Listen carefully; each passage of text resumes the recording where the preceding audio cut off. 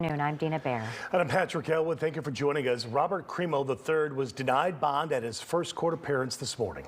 WGN's Eric Rung live outside the courthouse in Waukegan with more on today's hearing. Eric? Well, good afternoon. We did learn a little bit more information about this case. Now, according to police, and we already knew this, that Crimo had traveled to Wisconsin after the shooting in Highland Park. What we didn't know is that while he was in Wisconsin, there could have been more bloodshed.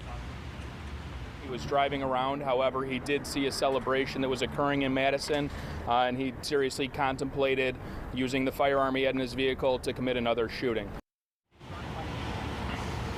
21-year-old Robert Crimo III appeared by Zoom this morning from the Lake County Jail. He appeared to be wearing the same clothes in his most recent booking photo. He really just stared at the ground, except when the assistant state's attorney here ran through their case against him. They say there were witnesses, surveillance video, as well as photos, and the gun that was used that all point to Crimo being the shooter. Not to mention, prosecutors say he confessed to the shooting after he was arrested hours later. Really not a surprise that he will be held without bail. Prosecutors say he planned the shooting for weeks and escaped Highland Park by blending into the crowd and dressing as a woman and covering up his face tattoos with makeup. 7 people were killed, more than 40 others injured. The shooting sent people running for their lives, parents shielding their children with their own bodies. The gun used, police say, was a high-powered rifle that was illegally purchased in 2020, along with several other guns.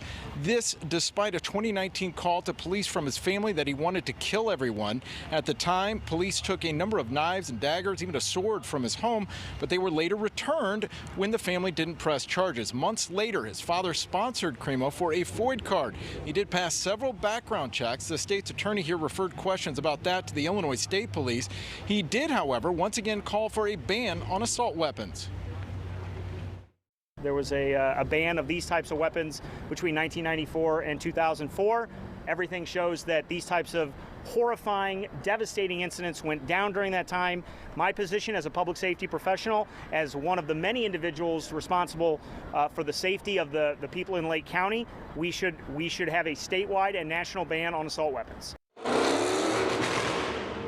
While Crimo is facing 7 murder charges, the prosecutor here says he will likely be filing dozens of more charges against Crimo, which will include aggravated battery charges and attempted murder charges. All will likely be revealed in the next few weeks. Crimo is scheduled to be back in a courtroom later this month. We're live at the Lake County Courthouse. I'm Eric Rung, WGN News.